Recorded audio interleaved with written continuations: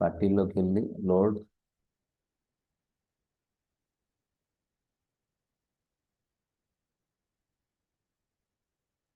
Server నుంచి direct తీసుకొని accept EC2 user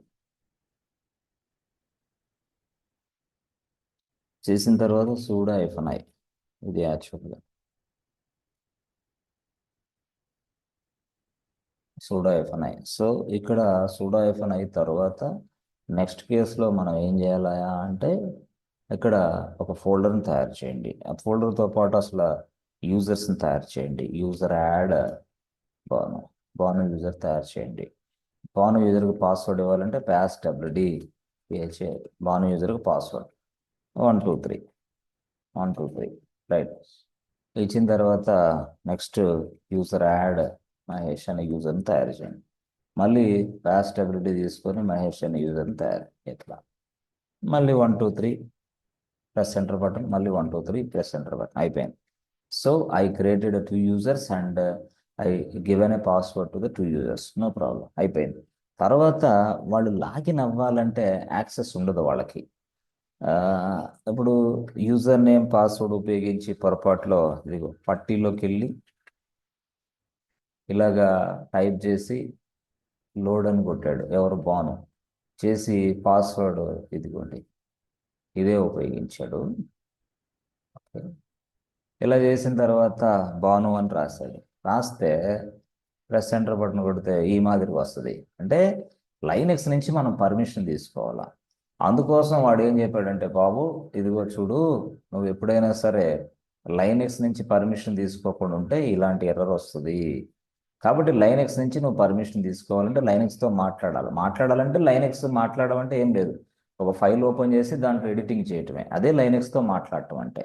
ఆ ఫైల్ పేరు ఏంది అంటే నానో రాసి ఈటీసీ రాసి SSD ఇది కాన్ఫిగరేషన్ ఫైల్. ఇది file name SSD configuration file name, SSH అనేది ఫోల్డర్ నేము. ఈ ఫోల్డర్ ఈటీసీలో ఉంది. ఈ ఈటీసీ / అనే మరొక ఫోల్డర్లో ఉంది. వీటన్నిటిని ఓపెన్ చేయమ్మా అని చెప్పి నానో వాడా. నానో అనేది ఏంది ఈ ఫైల్ని ఎడిటింగ్ మోడ్లో ఓపెన్ చేసిద్ది అంతే. ప్రెస్ ఎంటర్ బటన్ ఇలా ఎడిటింగ్ మోడ్లో ఓపెన్ చేసింది నానో అనేది. అది విషయం. ఓపెన్ చేసిన తర్వాత ఇక్కడ నువ్వు ఎస్ అని ఇవ్వాలా. ఎస్ నో ఉంది కదా, ఎస్ అని ఇస్తే చాలు. ఇప్పుడు దీన్ని సేవ్ చేయాలంటే Ctrl+O తర్వాత ప్రెస్ ఎంటర్ బటన్ Ctrl+X అయిపోయింది. దాని తర్వాత నెక్స్ట్ కేసులో మళ్ళీ ఎప్పుడైతే ఉందో నెక్స్ట్ మళ్ళీ సర్వీస్ని రీస్టార్ట్ చేయాలి. సర్వీస్ SSD రీస్టార్ట్ అంతే అయిపోయింది. ఎప్పుడైతే ఇలా సర్వీస్ని రీస్టార్ట్ చేసావో చిన్న మోడిఫికేషన్ చేసావో అప్పుడు బాను యూజర్ ఈజీగా లాగిన్ అవుతాడు. ఇదే యాక్టివ్ నుంచి మళ్ళీ డూప్లికేట్ అనే సెషన్ తీసుకొని లాగిన్ యాజ్ కనపడితే ఇప్పుడు బాను ప్రెస్ చేయండి. 123 చూసారా. ఇది ఈ మాదిరిగా మనం యాక్సెస్ ఇవ్వాలి ఎవరికి, యూజర్స్ తయారు చేయడంతో పాటు యూజర్స్కి యాక్సెస్ ఇవ్వాలా అంటే by modifying SSD configuration file. User login అయ్యాడు. In the same way Mahesh అనే యూజర్ కూడా లాగిన్ చేద్దాం. సో పట్టీలోకి వెళ్ళి ప్రెస్ సెంటర్ బటన్ ప్రెస్ చేసి ఏదో ఒక స్క్రీన్ తీసుకొని లోడ్ అని నొక్కి సర్వర్ ఐపీ అడ్రస్ తీసుకోవాలి. సర్వర్ ఐపీ అడ్రస్ తీసుకొని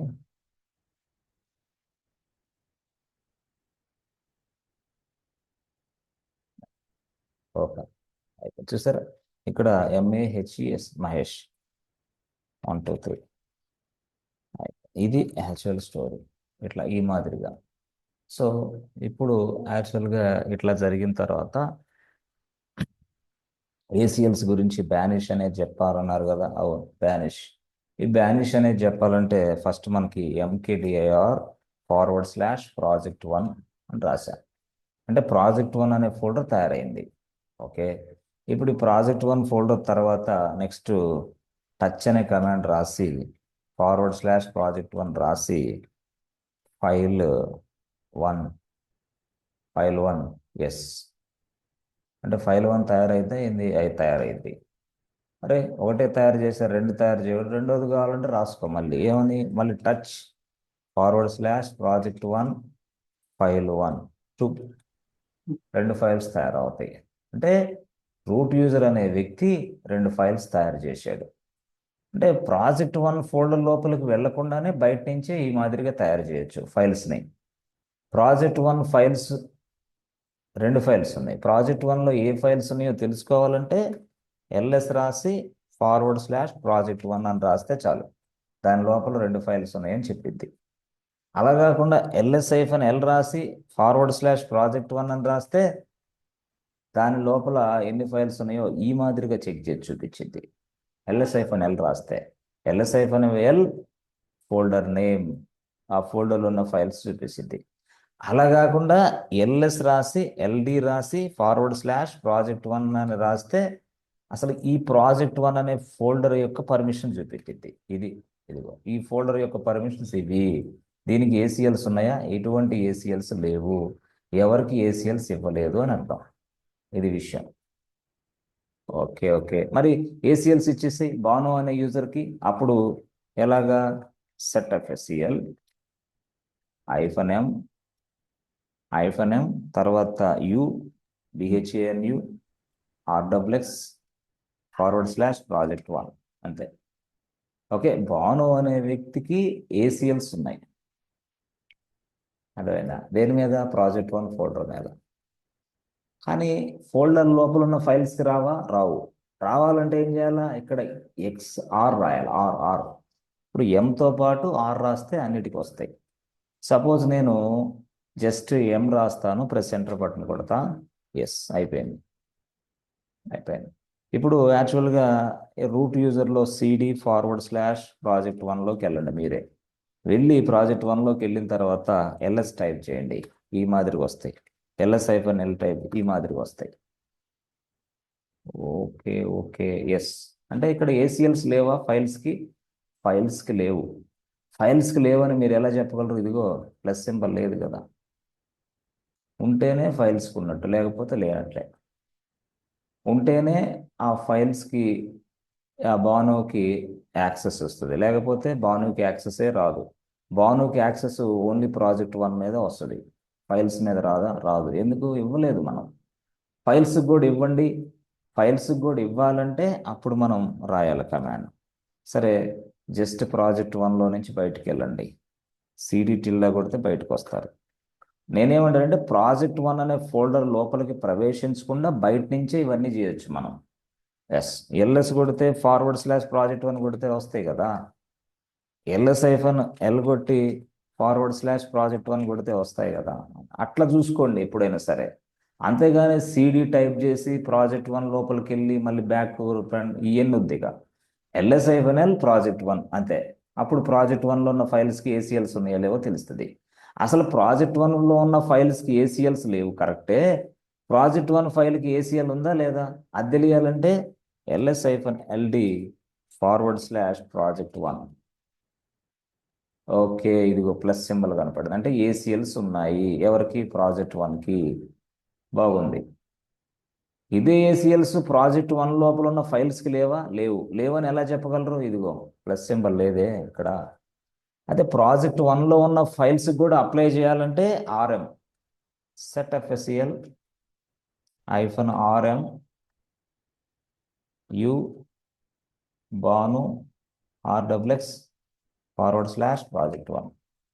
ఇదే ప్రెస్ ఎంటర్ బటన్. అంటే ఏమైంది, rm అంటే ఏంది బాబు, project1కే కాదు దాని లోపల ఉన్న ఫైల్స్కి కూడా ఏసీఎల్స్ రావాలి, బాను అనే వ్యక్తికి rwx రావాలన్న. ప్రెస్ ఎంటర్ బటన్ అయిపోయింది. ఇప్పుడు ls రాసి -ld రాసి /project1 రాస్తే project1కి ఫోల్డర్కి సంబంధించినవి వస్తాయి. కానీ నేను ఇప్పుడు ఏం చేయాలనుకుంటున్నా, project1 లోపల ఉన్న ఫైల్స్కి కూడా చెక్ చేయాలి. అప్పుడు project1 లోపల ఉన్న ఫైల్స్కి చెక్ చేయాలంటే ls-l రాసి /project1 అలా క్లిక్ చేస్తే, ఓకే,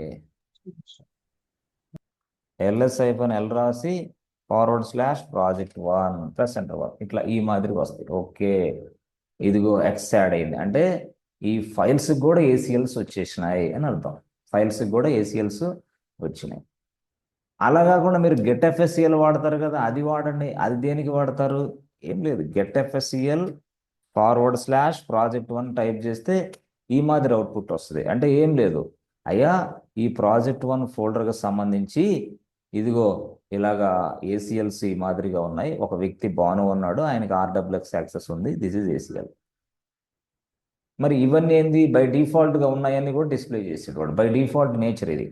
వాటితో పాటు ఏసీఎల్స్ కూడా డిస్ప్లే జరిగింది, అంతే జరిగేది. ఆహా, ఫైల్స్కి ఉన్నాయో లేవో తెలియదా? తెలియదు కదా, ఎట్లా తెలిసిద్ది? నువ్వు కొట్టింది ఏంది, ఫోల్డర్ నేమ్ కొట్టావు కాబట్టి అది వస్తుంది. అలా కాకుండా ఫైల్ నేమ్ కొడితే ఫైల్కి కూడా వస్తుంది, ఏడు ఐసీఎల్స్ ఉన్నాయా లేవా అనేది.